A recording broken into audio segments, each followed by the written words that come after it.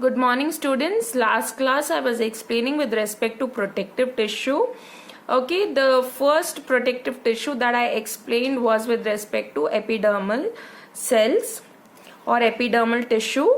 Next we are moving on to cork. Cork is also a type of a protective tissue. As a plant gets older, the outer protective tissue undergoes certain changes.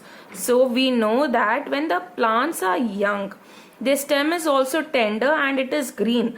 But as they grow older, there is a change that is seen in the outer.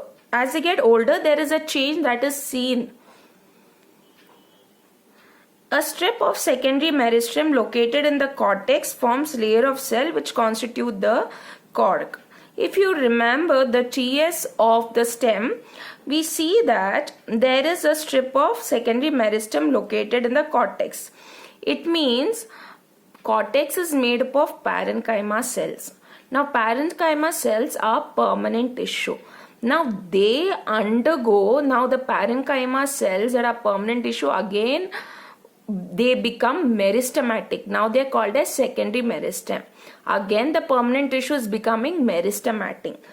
Once they become meristematic, what happens? They form layers of cells. They form many cells which constitute, or now it forms what is called as cork. Okay, that secondary meristem or the parenchyma cell that's become meristematic forms layers of cell and that is called as cork.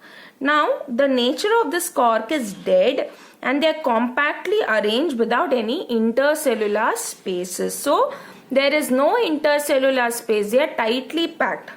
They also have a substance called suberin in their walls that makes them impervious. It means they cannot enter to gases and water. So this layer of suberin that is present on the walls makes them impervious. It means the gas and the water molecules cannot enter. So this is the second type of a protective tissue. Next we will move on to complex permanent tissue. Simple permanent tissue, we have understood parenchyma, sclerenchyma and collenchyma. Now under complex permanent tissue, here the tissue is made up of more than one type of a cell. It means it is heterogeneous in nature, but they have a common origin.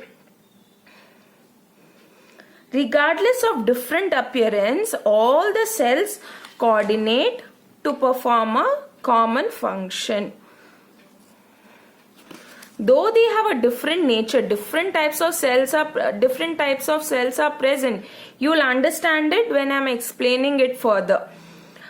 So, but the function what they perform is common. The two types of a complex permanent tissue are xylem and phloem. Both of them are conducting tissue and constitute vascular bundle. So, xylem and phloem together, it is known as vascular bundle. And it is a distinctive feature of complex plants. So it is a characteristic feature of a common plant. It provides them with the possibility of surviving in the terrestrial environment. So if xylem and phloem were not there, then how the plants would have conducted water and minerals? So it helps them to survive in the terrestrial environment.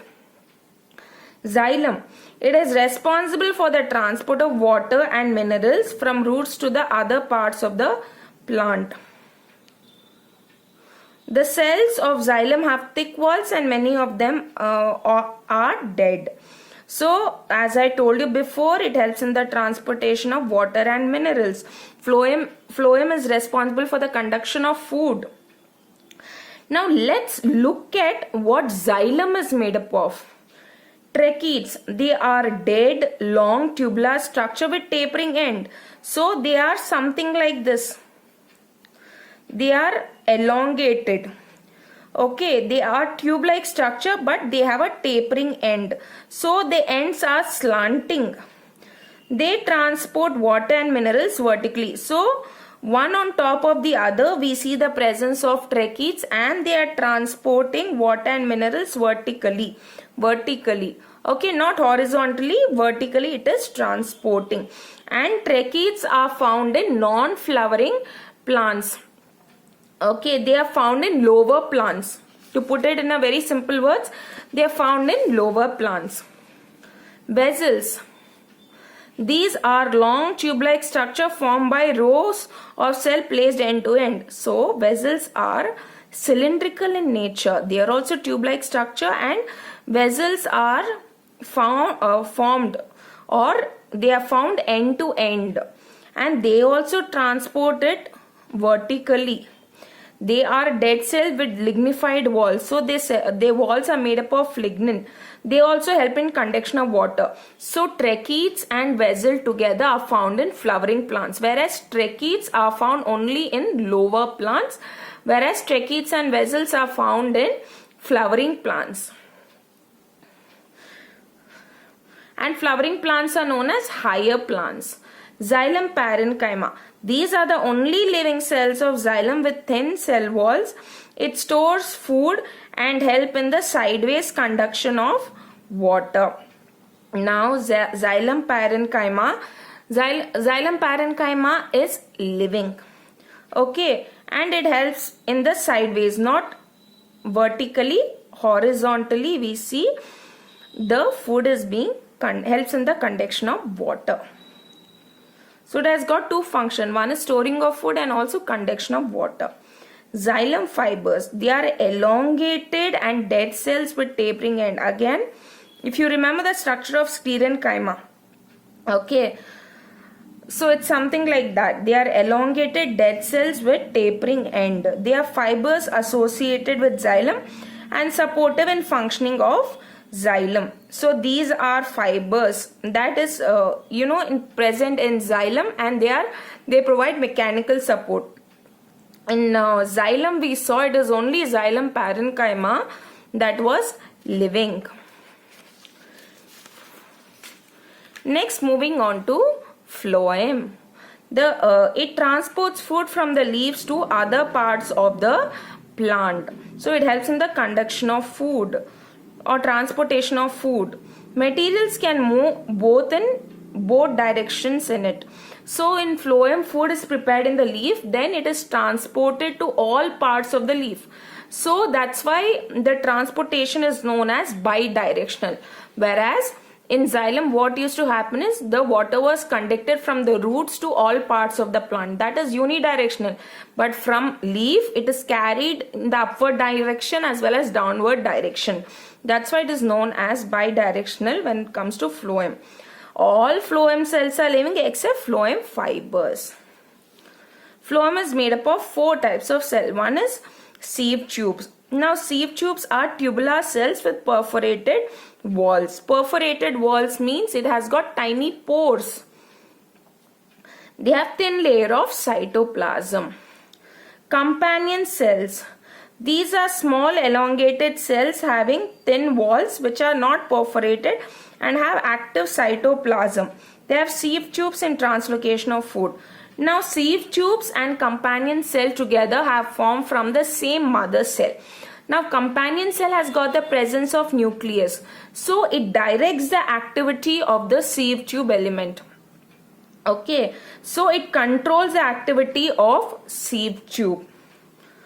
Phloem fiber. They are thick-walled sclerenchyma cells which provide mechanical strength to the tissue. So they are thick-walled cells. They are providing mechanical support.